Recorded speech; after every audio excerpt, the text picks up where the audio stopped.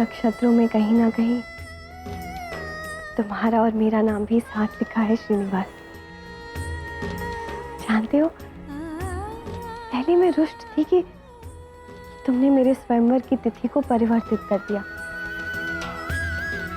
किंतु अब मैं अत्यंत प्रसन्न हूं, क्योंकि हम दोनों और शीघ्र एक होंगे।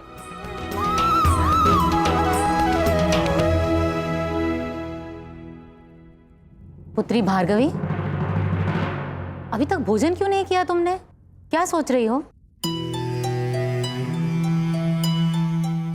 कुछ नहीं माँ, बस ये सोच रही थी कि यदि तारों में, ग्रह नक्षत्रों में हमारे जीवन का सारा भविष्य लिखा ही होता है तो कितना अच्छा होता ना, यदि हमें पहले से ही ज्ञात होता कि हमारे जीवन में सुख होगा या दुख।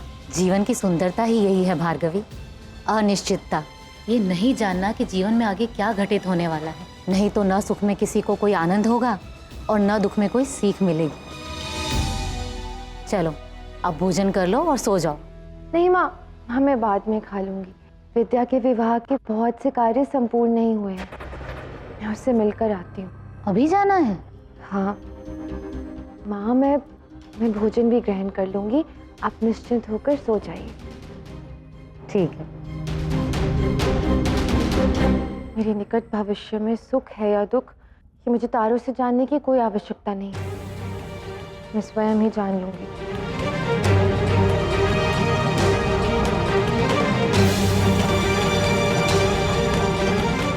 श्रीनिवास बहुत सुख भोग रहा होगा ना महल में, किंतु अब उसको मुझसे मिलना ही होगा। मैं भोजन करूंगी तो श्रीनिवास के साथ ही करूंगी।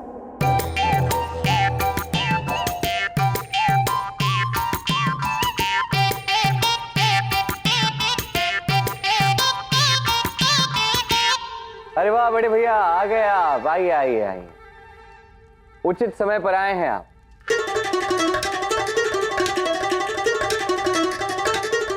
तुम ये बताओ कि यहाँ ये सब क्या प्रपंच चल रहा है? क्या षड्यंत्र कर रहे हो तुम यहाँ पर? अभी तो तुम वहां राजभोग में इतना सारा भोजन खाकर आए थे, अब पुनः भूख लग गई है तुम्हें? वो क्या है ना कि आपके बिना मन नहीं लग रहा था, आनंद ही नहीं आ रहा था, इसलिए आपको बुला लिया मैंने यहाँ पे। पर वैसे आप कैसे मित्र हो? हा? कौन व्यक्ति अपने मित्र के ग्रास गिनता है कि कितना इसने खाया? मैं गिनता हूँ। हाँ आप करते हो, ठीक है, पर करने की आवश्यकता नहीं है। मैं स्वयं बता दूंगा आपको। पूरे के पूरे 56 भोग बनवाए मैंने। कितने? 56 भोग। पायसम से लेके राजभोग तक हर एक स्वादिष्ट व्यंजन जो मुझे प्रिय है यहाँ है। वैकुंठ हो या वेंकटगिरी, नारायण अपने प्रिय व्यंजनों का आनंद उठाना भली भांति जानते हैं। देखिए ना, यहाँ भी 56 भोग बनवा ही लिया उन्होंने। अभी तो श्रीनिवास की लीला आरंभ ही हुई है गौरी, देखती जाओ ये आगे आगे क्या करते हैं।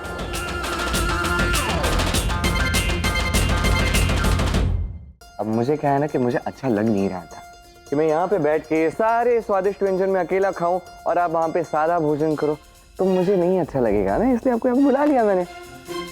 अब इसमें बोला क्या समस्या, आप आ गए हैं, यहाँ बैठ जाइए, बैठ जाइए। हाँ देखिए कितने स्वादिष्ट व्यंजन, मैं अभी आया। मित्रों यहाँ यहाँ आजा। मेरे दो निष्ठावान शक्तिशाली मित्र, हमारे राज्य के सेवक रक्षक, बड़ा अच्छा लगता है मुझे जो कार्य आप करते हो। बस छोटी सी विनती है, वो क्या है ना कि बड़ा ही स्वादिष्ट भोजन बना है यहाँ पे, 56 भोग है, हम खा रहे हैं और हमें अच्छा नहीं लग रहा है। हम स्वादिष्ट भोजन खाएंगे और आप ऐसे ही खड़े होकर हमें देखते रहे हमारे मुख को, तो मैं चाहता था कि तुम दोनों ना अपना मुख उस ओर कर दो, है ना, दूसरी ओर। वैसे भोजन तो मैंने भी नहीं किया है और भूख भी लगी है, तो अब जब मिल रहा है तो ये 56 भोग कर ही लेता हूँ। रुक जाइए, रखिए। पहले मुझे बताइए, आप महादेव का भोग ले आए? महादेव, ये कैसी परीक्षा ले रहे हैं आप मेरी? जब भी भोजन का निवाला अपने मुख के पास ले जाता हूं, वैसे ही कोई ना कोई टोक देता है। नहीं, मुझे भोजन करना ही नहीं है। अब मैं भोजन करूंगा ही नहीं, करना ही नहीं मुझे भोजन। ये सब नाटक मेरे सामने मत करो, मुझे बताओ, मेरा प्रश्न ये है, आप महादेव का भोग लाए या नहीं? हाँ हाँ लाया हूँ शिव जी का भोग। इस समय प्रसाद लेकर क्या करोगे तुम? इतनी भक्ति इतनी रात्रि को कैसे जाग गई तुम्हारे मन में? हो गया आपका? आपको अभी भी मुझ पर संदेह हो रहा है? मैं अपने महादेव के विषय में बात कर रहा हूँ, उन्हें स्मरण कर रहा हूँ, उनके भोग के विषय में बात कर रहा हूँ। आपको क्या आता है मैं महादेव का कितना बड़ा भक्त हूँ, तब भी आप ये सब कर रहे हैं, अभी भी मुझ पर संदेह कर रहे हैं? बातें तो ऐसी बना रहे जैसे मैं इसे जानता ही नहीं।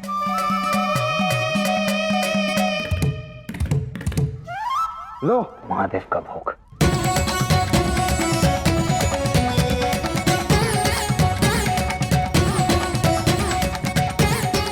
शिव जी का प्रसाद अब सभी समस्याओं का हल करेगा ये प्रसाद। बोलो हर हर महादेव। हर हर महादेव।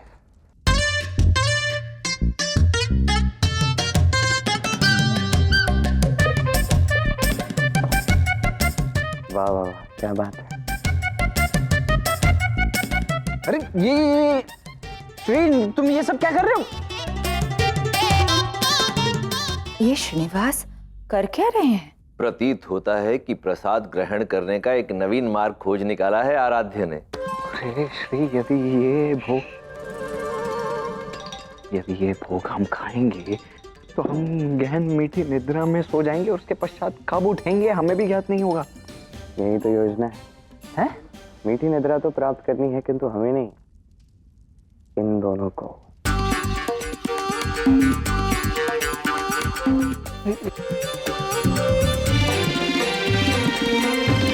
मित्रों,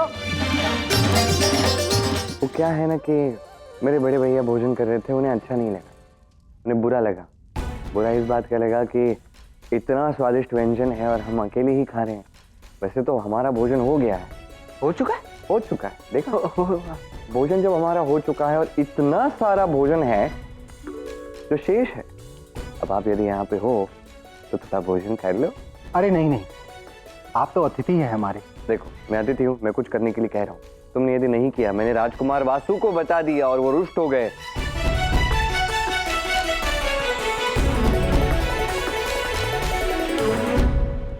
स्मरण है गौरी, मैंने राधा कृष्ण के लिए भी एक विशेष प्रसाद भेजा था, होली का प्रसाद।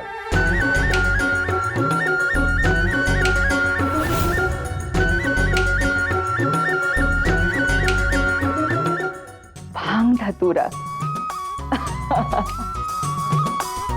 अद्भुत महादेव, सच में राधा कृष्ण हो या श्रीनिवास और भार्गवी, आप किसी ना किसी भांति उनकी प्रेम कहानी में सम्मिलित हो ही जाते हैं।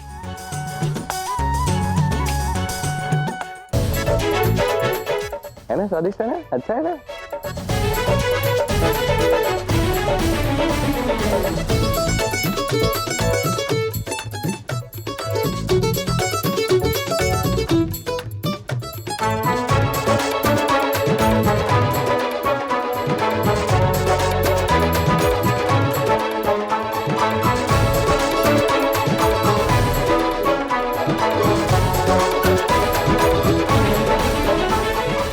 बड़ी कृपा है आपकी, जो आपने हम दोनों को इतना स्वादिष्ट भोजन खिलाया।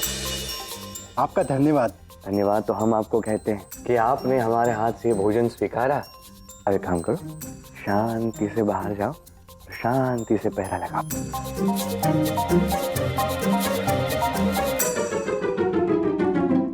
ये अच्छा किया श्रीनिवास, मुझे यहाँ बुलवाया भोजन खिलाने के लिए। 56 भोग मंगवाए मेरे लिए। 56 भोग का एक निवाला भी मेरे मुंह में जाने से पूर्व मुझे टोक दिया, रोक दिया। मुझे भूखा छोड़ के मेरा सारा भोजन इन दोनों को खिलवा दिया। शांत हो जाइए, शांत हो जाइए। भूख लगी है ना? हाँ भूख लगी हूँ। लगी है ना? हाँ। घर जाके खाइए। देखिए, जब तक ये सैनिक सोएंगे नहीं, मैं भार्गवी से कैसे मिल पाऊंगा?